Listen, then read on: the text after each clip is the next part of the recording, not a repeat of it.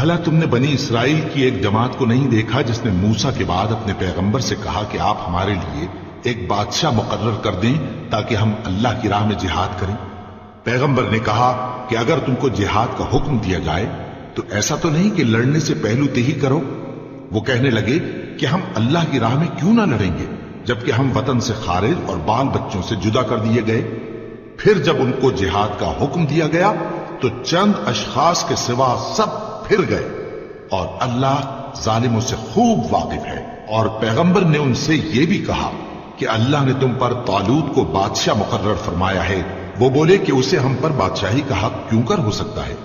اس سے بڑھ کر بادشاہی کے مستحق تو ہم ہیں، اور اس کے پاس تو بہت سی دولت بھی نہیں۔ پیغمبر نے کہا کہ اللہ نے اس کو تم پر فضیلت دی ہے اور بادشاہی کے لیے منتخب فرمایا ہے۔ اس نے اسے علم بھی بہت سا بخشا ہے اور تن و توش بھی بڑا عطا کیا ہے، اور اللہ کو اختیار ہے جسے چاہے بادشاہی بخشے، وہ بڑا کشائش والا ہے، دانا ہے۔ اور پیغمبر نے ان سے کہا کہ ان کی یعنی طالوت کی بادشاہی کی نشانی یہ ہے کہ تمہارے پاس وہ صندوق آئے گا جس کو فرشتے اٹھائے ہوئے ہوں گے۔ اس میں تمہارے پروردگار کی طرف سے تسلی بخشنے والی چیز ہوگی اور کچھ اور چیزیں بھی ہوں گی جو موسیٰ اور ہارون چھوڑ گئے تھے۔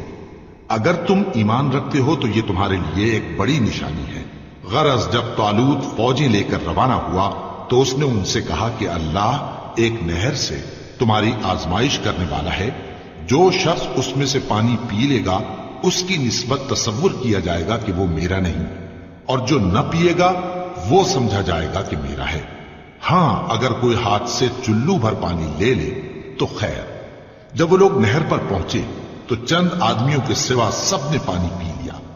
پھر جب طالوت اور مومن لوگ جو اس کے ساتھ تھے نہر کے پار ہو گئے تو کہنے لگے کہ آج ہم میں جالوت اور اس کے لشکر سے مقابلہ کرنے کی طاقت نہیں۔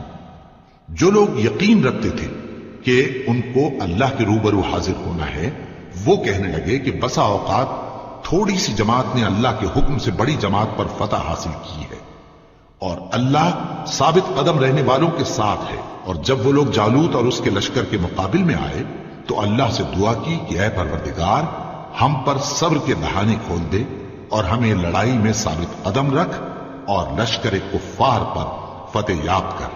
تو طالوت کی فوج نے اللہ کے حکم سے ان کو شکست دے دی، اور داؤد نے جالوت کو قتل کر ڈالا، اور اللہ نے ان کو بادشاہی اور دانائی بخشی اور جو کچھ چاہا سکھایا۔ اور اگر اللہ لوگوں کو ایک دوسرے پر چڑھائی اور حملہ کرنے سے نہ ہٹاتا رہتا تو کرۂ ارض تباہ ہو جاتا، لیکن اللہ اہل عالم پر بڑا مہربان ہے۔ یہ اللہ کی آیتیں ہیں جو ہم تم کو سچائی کے ساتھ پڑھ کر سناتے ہیں، اور اے محمد صلی اللہ علیہ وآلہ وسلم، تم بلا شبہ پیغمبروں میں سے